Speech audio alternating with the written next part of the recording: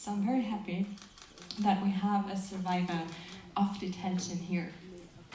Please, Shaher Younes, come up. Shaher Younes is a detention survivor who is a human rights activist from the province of Idlib, the last rebel-held province, so to say, that is currently bombarded on a daily basis. Shaher studied political science before the revolution, and he worked in advertising, and he participated in the peaceful demonstrations at the beginning of the revolution. Then he joined ambulance services and held different functions in the health services that were provided. Please also keep in mind and be aware of this amazing fact that civilians took tasks that the government couldn't take any longer or wouldn't take any longer in areas in which the government was not there any longer. There was an amazing activism to set up alternative healthcare, to set up underground schools. It was really the most striking I've ever seen in any country. And this spirit of organizing themselves, of doing things that serve the population, particularly exposed people, I think. So please, Shaher Younes, talk to us about your experience and what brings you here tonight. مساء الخير. أول شيء بشكر حضوركم جميعا، وبشكر PHR اللي يعني عملوا مجهود خارق بهذا التقرير اللي أطلقوه، وكانوا يعني جدا مقاربين للحقيقة، يعني فعلا جهد جبار. أنا اسمي شاهر يونس، أنا شخص بسيط من ريف مدينة إدلب. ببداية المظاهرات بعام 2011 وبعد مشاركتنا مع غالبية الشعب السوري بالطلب بالحرية والإصلاح بالتظاهرات، لاحظت أنا وبعض الناس أنه في مع تنامي استهداف النظام للمتظاهرين بالقمع وحتى بالسلاح، لاحظنا ضرورة تقديم رعاية طبية للمتظاهرين من جهة وللمدنيين، لأن بحالات الفوضى بتقل هاي الخدمات، والمدنيين دائما من حقهم يتمتعوا بالرعاية الطبية. Hello, good evening. First of all, thank you for being here, for having come to attend this evening with us, and I'd like to extend a very huge thanks to Physicians for Human Rights for having undertaken this enormous effort to publish this very important report. So once again, good evening. My name is Shaher Younes, and I am from the rural countryside around Idlib, in the Idlib governorate. In the beginning of 2011, after we had first participated in the protests for freedom, liberties, and reforms, after a while, when we found that the regime's main reaction to that was that they would increase the violent suppression of these protests, we felt the absolute necessity to organize some kind of medical provision of healthcare for them. First of all, we did so, of course, for the protesters themselves, and then also we wanted to encompass on the other side, more generally speaking, civilians, which had their basic right to healthcare also denied by the fact that this was no longer available in these circumstances, and we wanted to provide that. خضعنا لدورات تدريبية بالإسعافات الأولية على إيد أطباء. للأسف الأطباء اللي عملوا لنا الدورات كلهم تم تصفيتهم بالاسم، وأنشأنا نقاط طبية، ومن ثم تطورت هاي النقاط الطبية لصارت مشافي بتقدم الرعاية للناس المدنيين بخارج بمناطق الخارجية عن سيطرة الحكومة. كانت ظروف العمل كتير صعبة، لدرجة أنه المدنيين المصابين كانوا يخافوا يترددوا على هاي المشافي خوفا من استهدافهم داخلها، لأن كانت المشافي مشهورة باستهدافها. فحتى بذكر تماما أنه الناس الساكنين ببيوتهم حوالي المشفى وصاروا يعرفوا أنه هاي منطقة صار فيها مشفى، صاروا يتركوا بيوتهم ويبتعدوا بالسكن عن هاي المشافي. So then we underwent training programs and courses in basically providing first aid services, which were held by physicians who later on then were targeted particularly for having given these courses and were basically eliminated and killed. And then we started set up the so-called medical points, which later on developed to be turned into real hospitals, where we would provide medical care to civilian population outside the government-controlled areas who were living in these areas. And I have to say that the working conditions in these hospitals were extremely harsh, even up to the point that injured civilians would be scared away from going to these hospitals because they would know, and it had become known that these hospitals were targeted specifically, even up to the point that people living in the surrounding areas of these hospitals, when they learned that such a hospital had been set up there, they would try to move out of the immediate surroundings of the hospital because they would know that this would be targeted.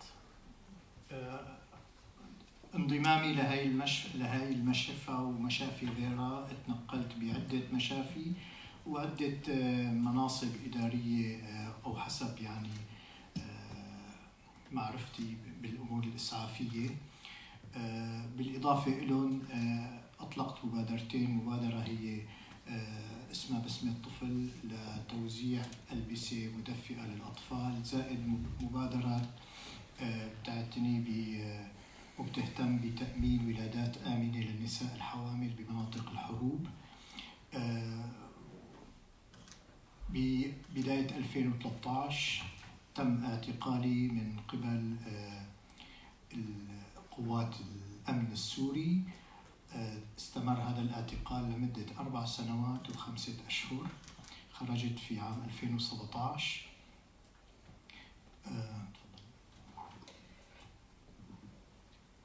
So when I started to get involved in this work, I worked in a number of different hospitals, taking on a number of different, mainly administrative functions, but also on the basis of the training and I had received in providing emergency medical services, also certain functions in providing this emergency medical relief. And I also set up 2 initiatives, one aiming at distributing warm winter clothes to children, and the other aimed at providing safe spaces and safe places to give birth to mothers in war-afflicted areas. And then in the beginning of 2013, I was arrested by Syrian government security forces and was kept in detention for 4 years and 5 months until I was released in 2017. بمرحلة الاعتقال تنقلت بين أكثر من 5 أفرع أمنية أو 5 أفرع أمنية بالضبط، بين حلب ودمشق بعد نقلي إليها. التحقيق أو الانتقال لفرع أمني جديد فهو مرحلة تحقيق جديدة لكن بأصناف تعذيب مختلفة. يعني أنا ما قد سمعت يعني حتى بالروايات عن هيك أساليب تعذيب، صعق بالكهرباء، الانتهاكات الجسدية والجنسية والنفسية، والضغط النفسي، تعليق لمدة أيام يعني عورات. وكانت التهم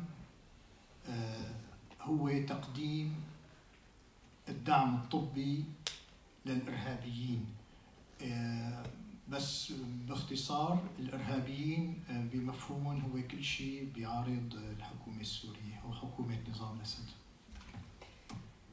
So when I was in detention, I was transferred to exactly 5 different sections of the security services or the intelligence services in different locations, namely in Aleppo, and then after my transfer also in Damascus. And each time you transfer to a new security section, it means you undergo a new phase of investigation and you're exposed to all possible imaginable kinds of torture, even everything you might have heard in stories, which was also practiced on me about these kinds of torture, such as electroshocks to the legs, physical, also sexual, psychological kinds of violations, and exerting psychological pressure, being hanged up for days on end, And this all based on charges that I had been so-called provided medical assistance to so-called terrorists, and knowing very well that when the Syrian government talks about terrorists, what they mean is that each and everyone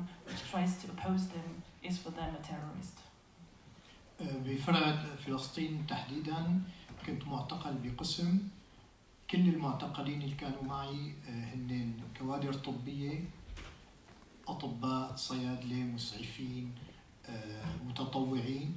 فكل اللي كانوا موجودين معي بهذا القسم كوادر طبية. فرع فلسطين هو زائع الصيت بسوريا، يسمى فرع الموت. مثال بسيط لعدد الناس اللي بتنفقد بهذا القسم أو بهذا القسم من هذا الفرع. يوم طلعت أنا من هذا الفرع طلعنا شخصين و11 جثة. And it was particularly held also in the so-called Palestine branch of the intelligence services in Damascus, and there was held in a specific section which was apparently only assigned for the detention of those having worked in the medical field, meaning that there were doctors, paramedics, pharmacists, and those who had volunteered in providing medical assistance. And the Palestine branch is actually very well ill-famed in Syria, so to speak. It's called in the branch of the death.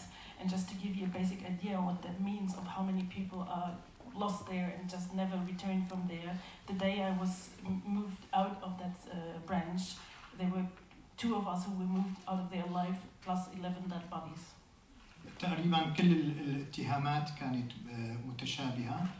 بالعموم هي تقديم الدعم الطبي للإرهابيين تحت غطاء قانون الإرهاب. هو يعتبر تمويل لأعمال إرهابية.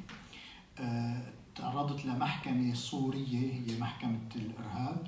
الجلسة كانت عبارة عن 30 ثانية، ما بحق له المتهم يحكي نهائيا، حتى محامي تبعه ما بحق له ولا بحق له يوكل محامي. انحكمت 10 سنوات بتهمة دعم الإرهابيين وتوزيع 36 علبة حليب أطفال لمن دون 6 أشهر على أبناء الإرهابيين. And the charges I was being supposedly held for were actually, all of those who were detained there were held on charges that they had basically provided medical assistance to so-called terrorists, and that was considered under the provisions of the anti-terrorist law, that basically you had participating in funding these terrorists. We had a court session that was held in front of the so-called anti-terror court, and the tribunal actually only lasted for a mere 30 seconds, during which me as the indicted was not even allowed to speak, nor was my lawyer allowed to speak, and nor was I even allowed to commission a lawyer of my own. And then I was sentenced to 10 years in prison for, as I mentioned, the charges of having assisted or provided medical assistance to so-called terrorists, but also for the fact that I had distributed 36 containers of milk to children under the age of 6, so-called children of terrorists. بعد سنوات من الاعتقال خرجت علي حكم محكمة بمصادرة أموالي وأملاكي، تجريدي من الجنسية العربية السورية وحرماني من الحقوق المدنية، وانطلبت بدعوى ثانية وانحكمت فيها حكم غيابي. بعد هروبي لمناطق المحررة تم اعتقالي كمان من قبل فصائل متشددة، وهذا اللي خلاني أهرب لبرا. هلا موضوع المعتقلين هو جرح نازف بالقضية السورية. عداد الموت شغال دائما بغياب أي ضغط دولي أو حتى أي اهتمام من الجهات المؤثرة من الأمم المتحدة. أنا بحس هذا ملف المعتقلين هو حتى خارج المفاوضات وخارج التفاوض، وهو ملف إنساني بحت. نحن نطمح كمعتقلين أو كناجين رقم 1 على تسليط الضوء على من بقي بالسجون السورية بشكل خاص الكوادر الطبية المعتقلين وبشكل عام ملف المعتقلين بشكل كامل، وتسليط الضوء على المساءلة القضائية والقانونية وين راحت هاي الناس. هو بالأساس في قلة بالكوادر الطبية بسوريا بوقت الحروب، منظمات عم تبذل جهد خارق مثل سامز والأوسوم وهي عم يبذلوا جهد خارق، لكن بتضل الإمكانيات محدودة. شكرا كثير لكم. Then after I had spent years and years in prison, I was finally able to get out, and I had been passed down with a sentence also that they were entitled to confiscate all my property and my belongings, that I would be stripped from my Syrian nationality and deprived of all my civilian rights. Then there was a second indictment brought forward to me where a sentence was passed down on me in absentia. So and based on that, I escaped to the so-called liberated areas at the time, where then again I was taken prisoner by one of the extremist Islamistic factions, and which was the fact that eventually made me flee from the country entirely. Now the issue of detention in Syria is still an open bleeding wound in all this conflict there, and because the death toll is rising minute after minute and it's ongoing, and this entire neglect and ignorance by it is completely not taken into consideration really by those on the international scene who might have an impact on this, also including the United Nations. And this whole issue of detention and holding people arbitrarily is not even part of the negotiation. It's completely kept outside the whole negotiation process, even though this is an entirely humanitarian issue. And what we strive for as detainees or former detainees, survivors of this, is that on the one hand we try to highlight the fate of those still remaining in detention up to this very day, particularly of course in our case those from the medical people working in the medical field, and on the other hand of course in general the entire issue of this still in detention as a whole, and that that on the other hand that those responsible are being held accountable, that we also learn of what happened to them, what became out of these people, where did they disappear, knowing very well that in times of war such as this, of course there's only a very limited number of medical personnel actually still on the ground capable of working, and given that all kinds of organizations such as SAMS and also trying to undertake as best as they can their efforts to assist, but that is still a very limited resource we have there. So thank you very much for your kind attention.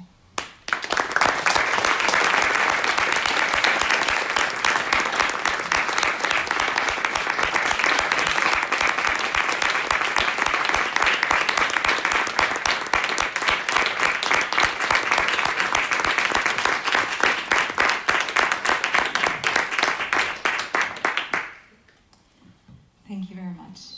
You mentioned, Michelle, the courage it takes to live up to your ethics standards and to your profession standards in these circumstances, but I really think that it also takes courage to share all that you've gone through publicly. So I'm particularly grateful that you did this. Thank you very much. From here, I would like to take another viewed perspective, and that is the one of Mazen Kiwara. He studied medicine at the University of Damascus and worked at Syriain Hospital in Damascus.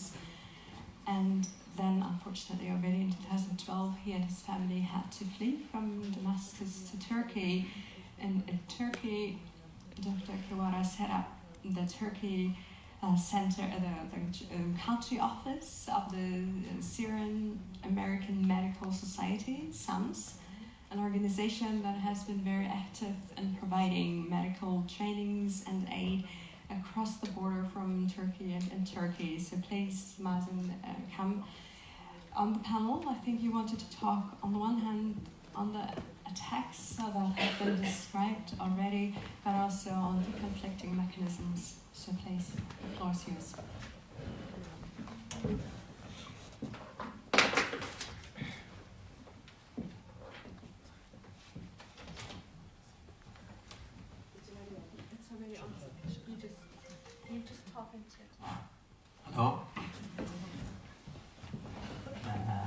thank you so much for our colleagues in PHR and Heritage School for hosting us this evening, and thank you so much for all of you, for participating in this event. Actually, it's an honor for me to be with you here and talk about the challenges we are facing in Syria when we are providing healthcare services. I had a great chance to flee out of Damascus in 2011 and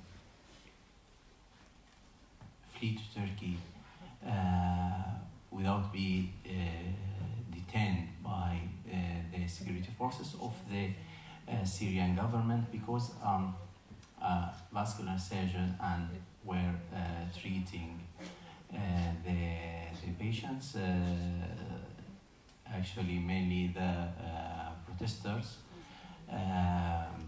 in the starting of the uprising of the Syrian people in 2011. In Turkey, I continued my work in providing healthcare services with my organization, SAMS, which is SAMS is a non-political NGO based in US, established by Syrian American physicians since 20 years. We participated in providing the healthcare services in the areas we have access to in Syria. Unfortunately, we couldn't provide services in the government-controlled areas, so we have been providing the services in the areas out of the government control. As you all know, the security situation inside Syria is the most important obstacle and hurdles we see in providing the service provision in the Syria, especially targeting the healthcare. When we were in the government-controlled areas, we were targets for the security forces. Out of the government areas, we have been targeted by the airstrikes, by the government forces and its allies. Our story to be a target in the hospital is a very long story from the beginning, unfortunately, and continue as it is till now, without any kind of protection or till now any kind of accountability for those perpetrators. But we have huge hope to have them accountable for their crimes in the future.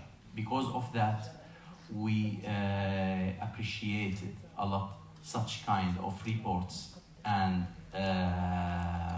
research focus on the targeting the healthcare. I may just give you a very few numbers from the very recent military campaign, which was started in April 27, 2019.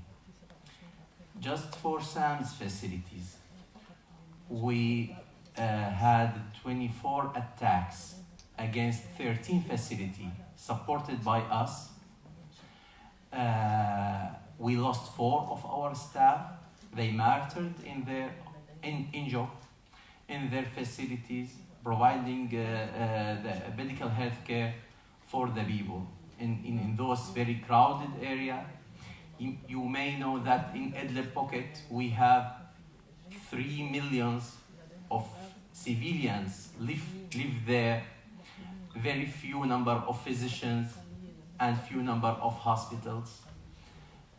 From those 13 facilities, we lost the access in the last campaign to 3 of those facilities located in southern part of Idlib.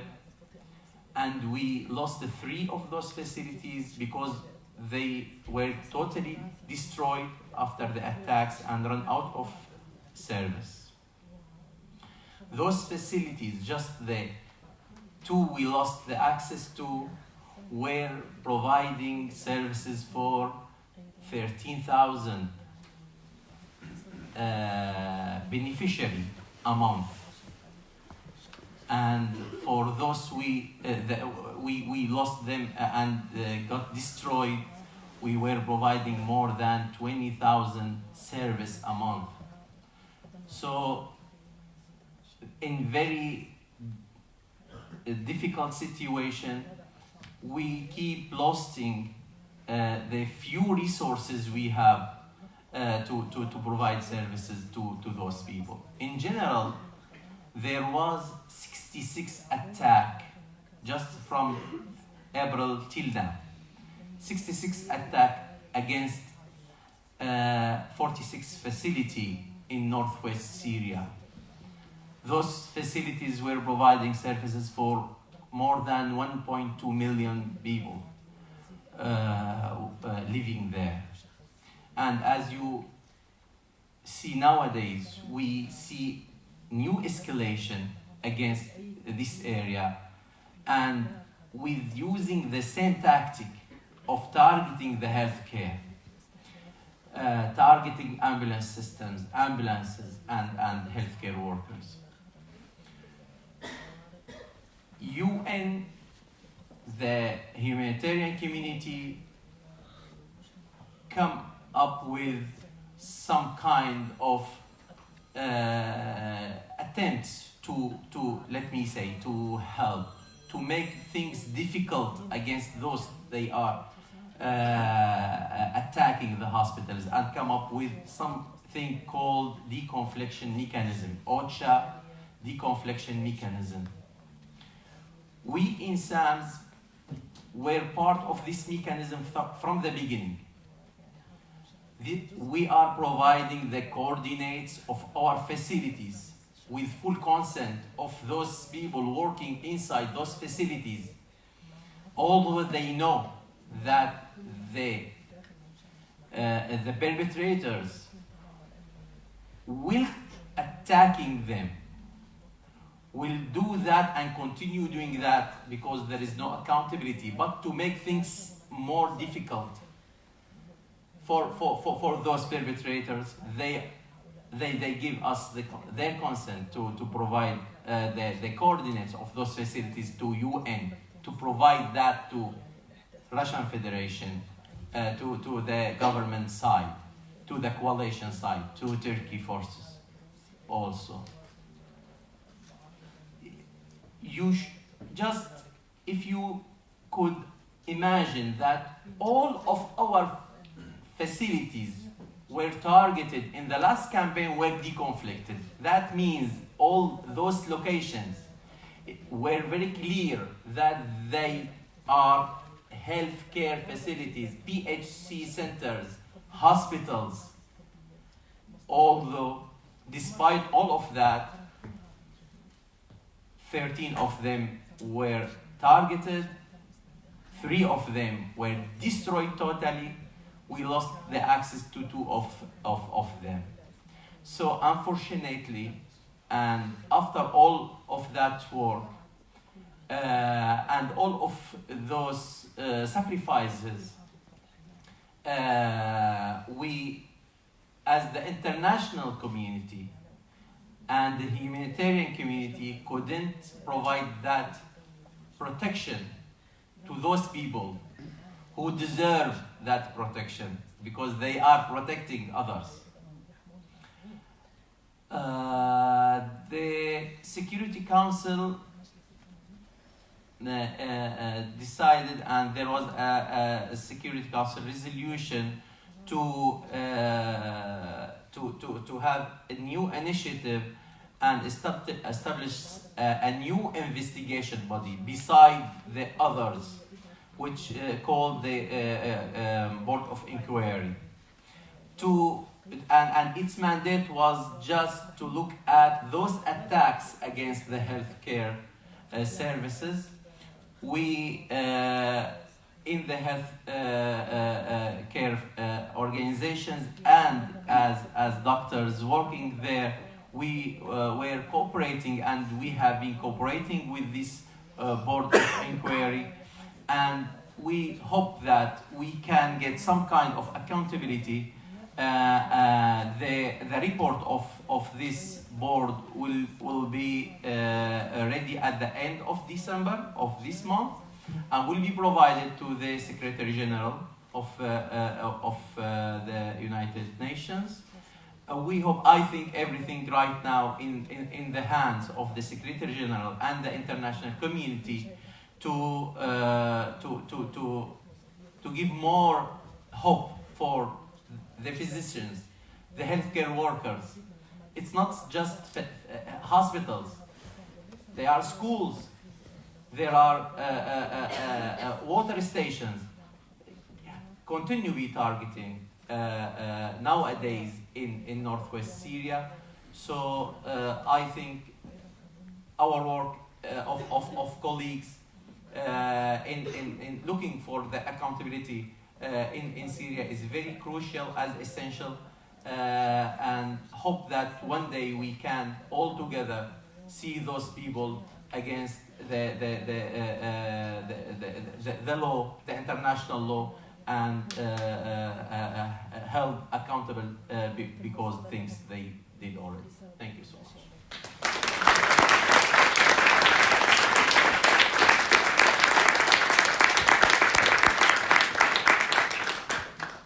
Thank you, Mazen. That is very interesting to have some data really on the latest attacks, and it shows really the scale of attacks and also this phenomenon that you share coordinates, so facilities should be protected, but exactly the contrary is happening. It is striking.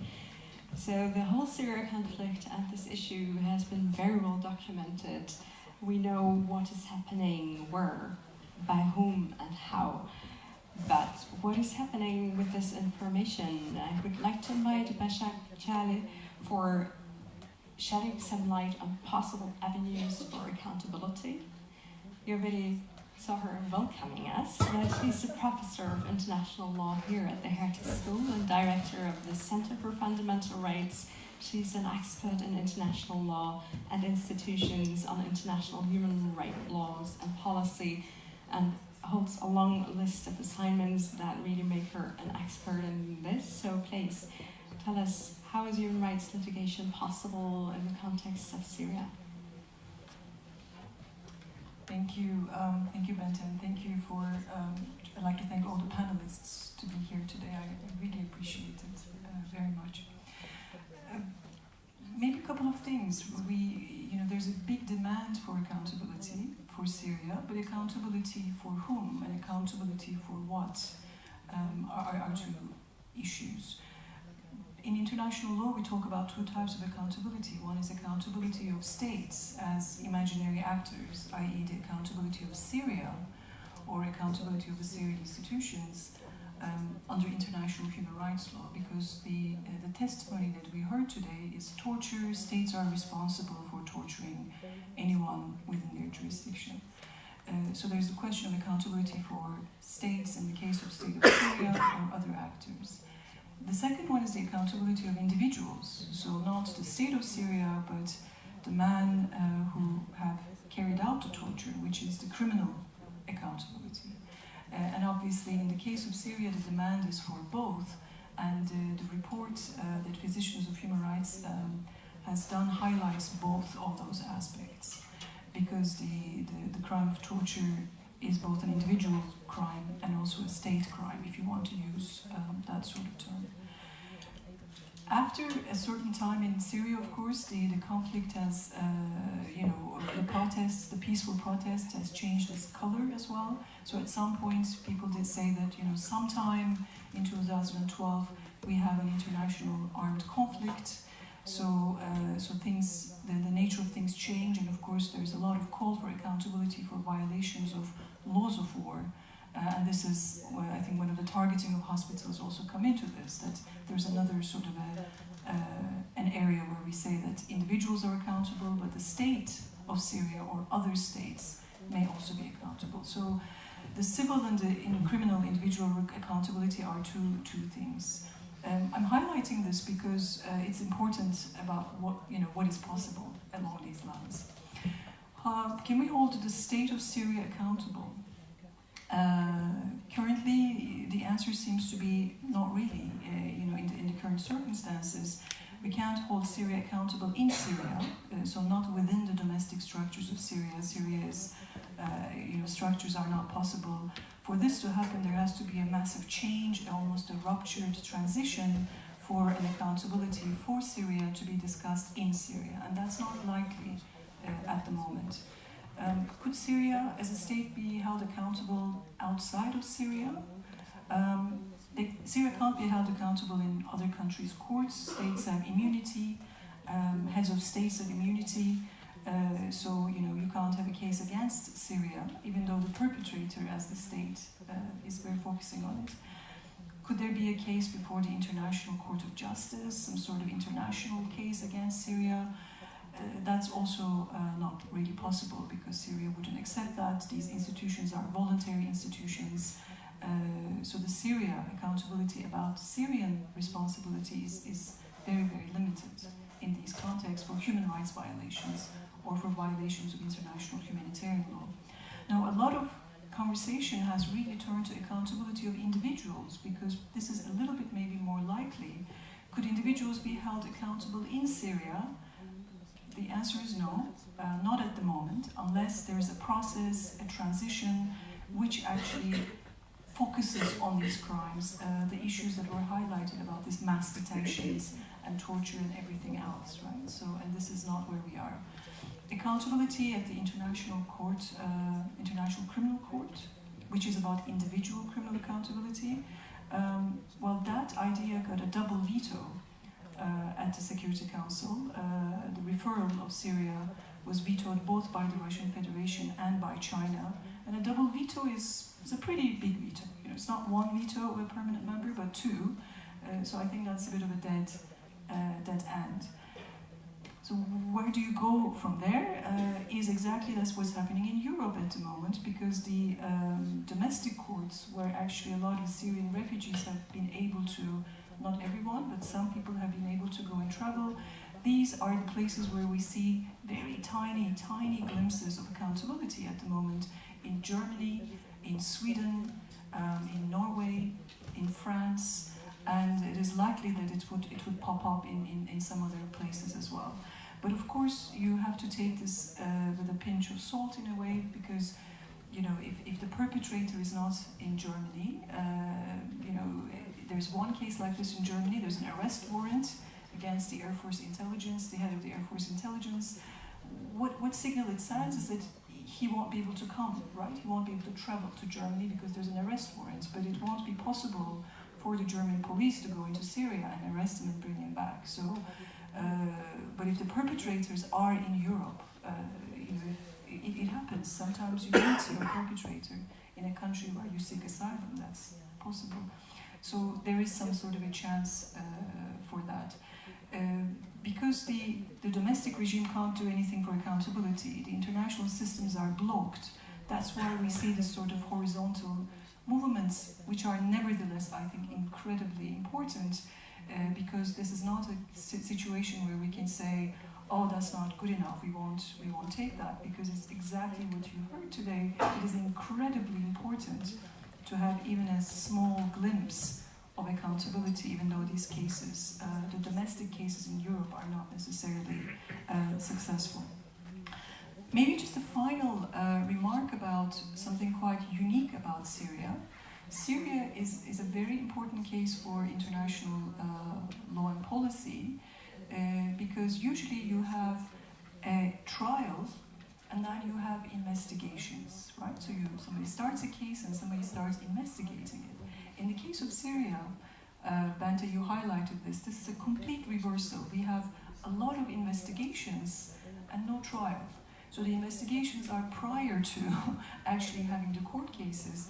This is because the accountability call is so massive, and the gap that we have created in Syria for the past 7-8 years is so huge, and the UN is so blocked that, for example, the UN General Assembly has created the Geneva mechanism, the independent, impartial, there's another I. International Independent Impartial, thank you. So International Independent Impartial Mechanism, the Geneva mechanism, which is tasked with collecting evidence in relation to war crimes in Syria. But of course, it's just an institution that collects evidence with the hope, and I think you remember that, with the hope that someone is going to use this evidence. But of course, the venues for using this evidence at the moment are incredibly limited. But I think the call for this evidence to be used will not go away for decades. I don't think that this is going to go. We know this from our experiences of other very serious human rights situations. If your loved ones are subject to enforced disappearance, you won't give up on the accountability trial. This goes on generations and generations, and I think that's what we need to understand, and we need to keep the focus. This is not a short game, this is a very long game, but we have to keep at it, I think.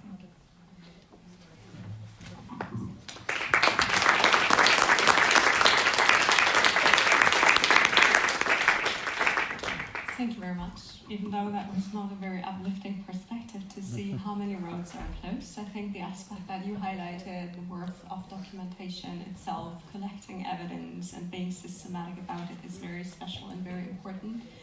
And also when we see all the efforts to take away Syrians' narrative, all the attacks of alternative media where fake news are being spread, to take the last thing that many Syrians have to tell their story and to give evidence, to be witnesses and tell of what they have been witnessing. I think it is very important also for that, to collect evidence and to speak about it. With this remark, I would very much like to invite you, please feel free to address any questions to the panel. Please be succinct, be very brief in your questions, and please keep in mind there will be a further option for exchange after we go through a few rounds of questions. I would like to collect a few questions, so please come forward, and if you don't have questions, I will ask questions. So please, now take your opportunity and let us know what you'd like to know. Please.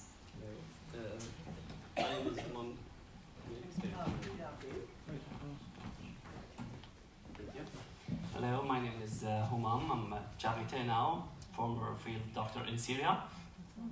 I'm not shocked of what is happening in Syria, because it's criminalizing in every aspect. But for me now, I don't understand why all the people who are saying it's a criminal, it's nothing, and we know how many closed doors we have and how many blocks we have and vetoes and so on. But actually, it's weird that for the Syrian regime, till now, one of the most important ways of financing the regime is still the consulates that's providing passports that all of member states are requiring from Syrians to have.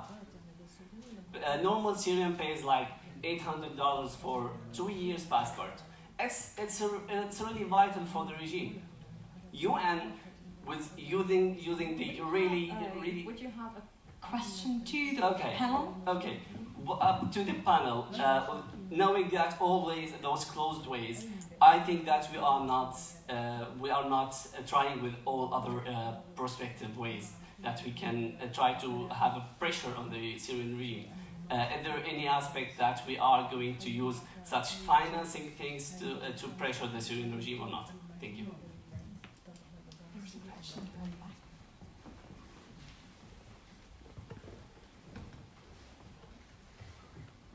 Thank you. I just want to take the opportunity to say that Germany have made a present in the history of justice by allowing victims and survivors to case a file in their courts and to bring and to go beyond the slogan of we want justice, we want accountability, and for Germany to make the present court and arrest warrant for Syrians. And as a Syrian, I would say it was one of the greatest moments in our history to hear that coming from Germany. My question is, as a doctor and as a survivor of detention, how do you see this event of bringing accountability to victims, and do you encourage other state members in Europe to do as Germany have done? Is there? Oh, right. We have a question there. Thank you very much. I would like to thank you, to thank all of you for coming here today. I would like to ask you if you may elaborate more about the possibilities to have the individuals held accountable in Europe or in Germany more specifically, since the international law is blocked in Syria. Thank you. Okay, with that, I'd like to take it to the panel. We have a few questions. One was about are there ways to address how the regime is being financed? Can we do anything about that? One was about how to bring justice, to elaborate further on that, and how to encourage other states in Europe possibly to follow suit. And one was directed very clearly to how can individuals be held accountable. If I may add, can you maybe also elaborate more on the recommendations, because this report also entails recommendations. I think it would be very helpful if you could share these as well. And maybe we could start right with that and then come to the international law related and justice system related questions. Certainly we can try to venture an answer here, but I'm not sure I'm going to give you a satisfying answer, because obviously the options are quite narrow. The Syrian government has proven to be extremely resilient, right? Despite a pretty significant sanctions regime that's now in place that affects its financial structures, despite having extremely limited resources internally and few avenues to gather resources from the outside. It has held on very tight and basically faced external pressure by cracking down further and further on its own population and maintaining its military campaign and maintaining its primary objective of regaining its access or control over the entirety of the territory and the population. What can we do beyond what we're doing now? Shedding light on these issues, raising awareness about these issues, continuing to use sometimes niche issues, narrow issues, like the detention of healthcare workers, the targeting of medical facilities, to point to ongoing crimes, war crimes, and in our assessment, crimes against humanity. Our options are very limited. I'm going to take the opportunity to say that one of our primary recommendations from the report, so of course the call for accountability, for using every avenue available, regardless of how narrow they are, to achieve some measure of accountability for crimes committed, is essential. But it's also essential to advocate for practical solutions to this issue. So detention, in our assessment and the assessment of many in this room, specifically groups that work on advocacy, is a pivotal issue for thousands, potentially hundreds of thousands of individuals. And it's an issue without resolving this issue or attempting to resolve this issue, there is very little room for any sort of political advancement. So it's important for us to call for pressure by the international community as well as allies to the Syrian state to be able to, one, attain some disclosure of information on the number of detainees, the locations of detainees, and their fates. Also, we advocate, we call for ensuring that humanitarian agencies have access to this extremely opaque system. So we have very little information on the scope of this issue, beyond the information that we receive from affected families and individuals, primarily because it is not in any way a transparent system. So it's essential for us to maintain these calls for pressure, for the resolution of fate and disclosure of information, as well as access to these issues, these locations, official and unofficial, of detention, as well as the release of unconditional release, I would say, of all arbitrarily and illegally detained individuals, doctors, health workers, and many others who've been affected by this issue. I'm going to cede the mic here to someone else who can maybe venture an answer. Very, very briefly, if I can add from my perspective as Syrian. I'm not representing here the opinion of my organization.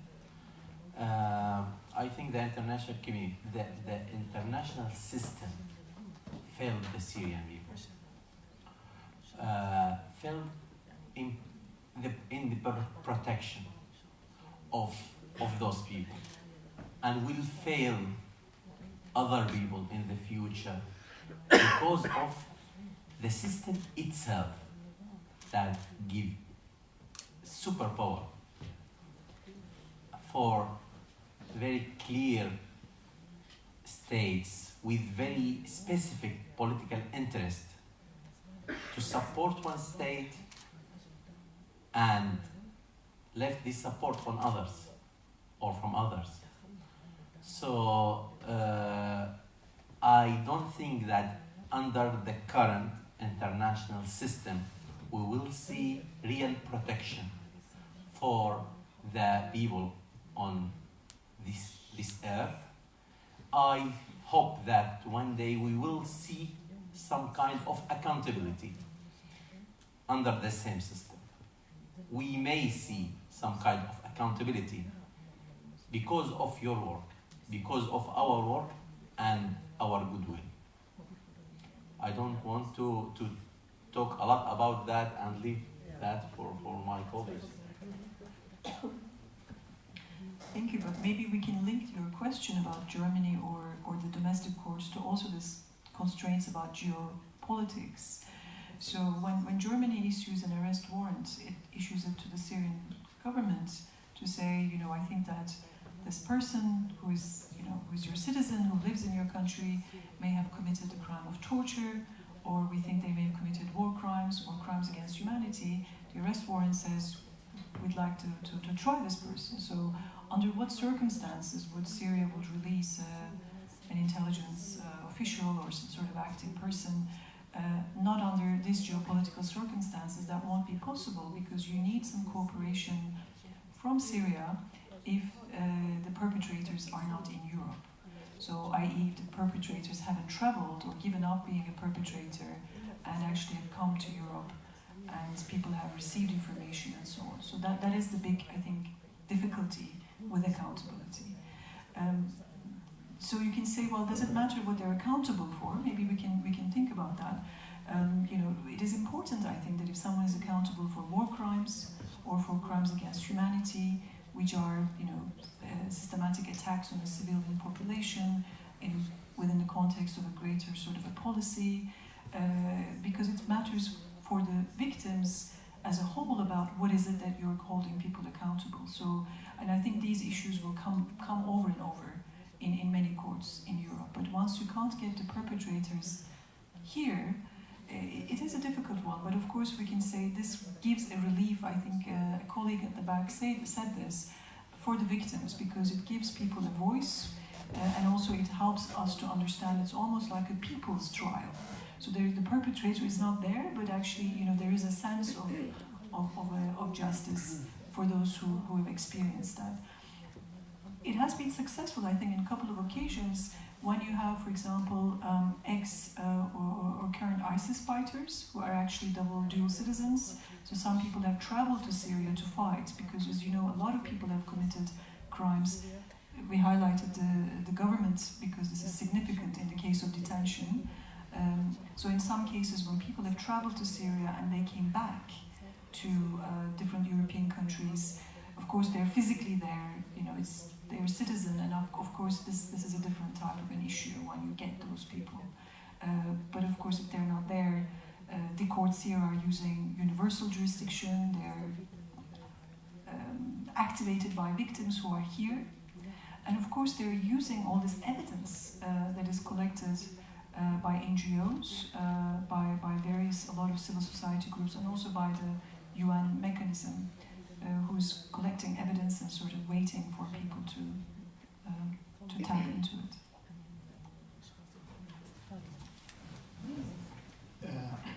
أنا بس حابب يعني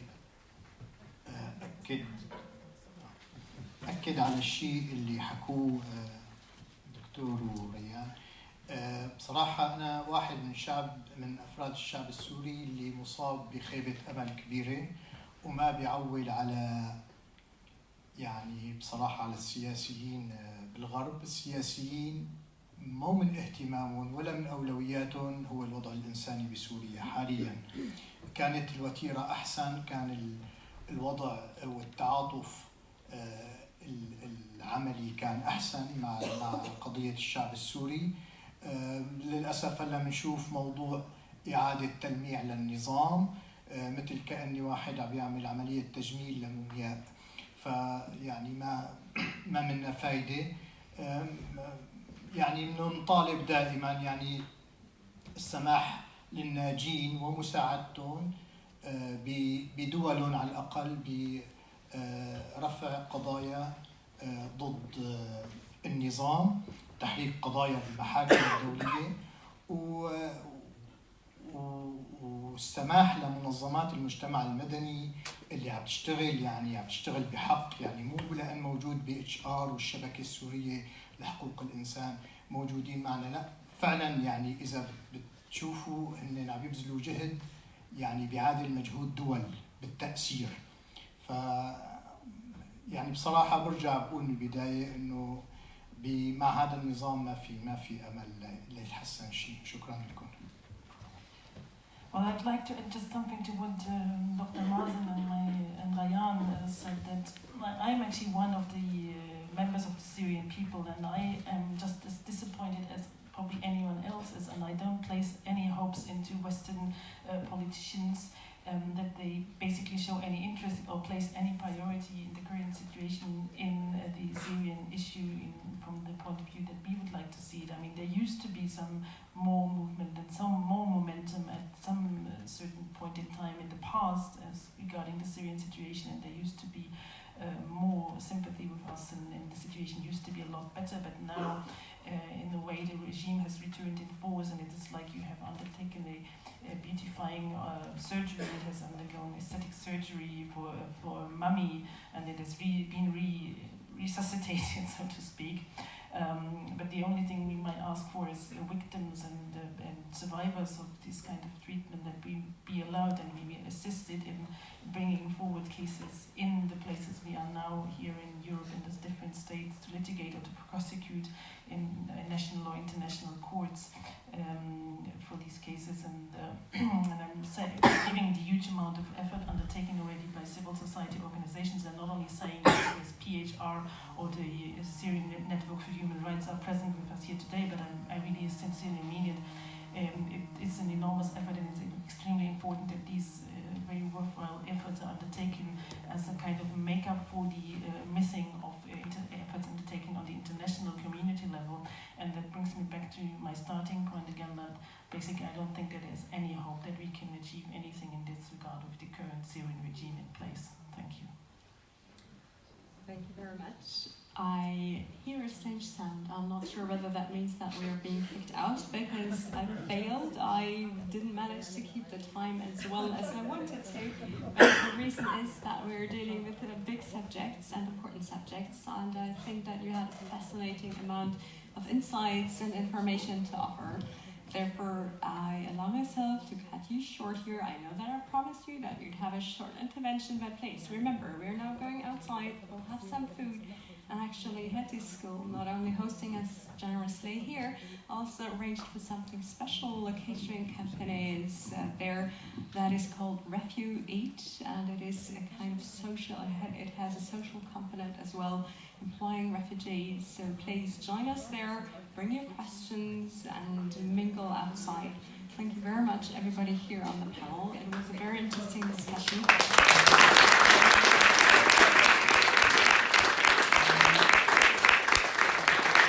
Once again, good night. Now I'm really being provided with a poster. Oh my God, that's a good deal. First 100 free tickets at the door. So please. That is for the movie that I first advertised, for the movie for Sama. Tomorrow at 7:30 at Filmtheater Friedrichshain. Please, if you have not yet seen it, I think it's really absolutely worth going. Go there, take your friends, and please collect your free ticket. Sure. I just want to quickly add about the movie that the director and the protagonist will be Skyped in for to talk. So it's the movie, and it's also the director. They're Syrian doctors. And doctors and discussion and Ambassador Rab. So it's going to be a discussion. It's going to be a lively event. So and the first 100 will get free tickets. So just go to the door and ask for your free ticket.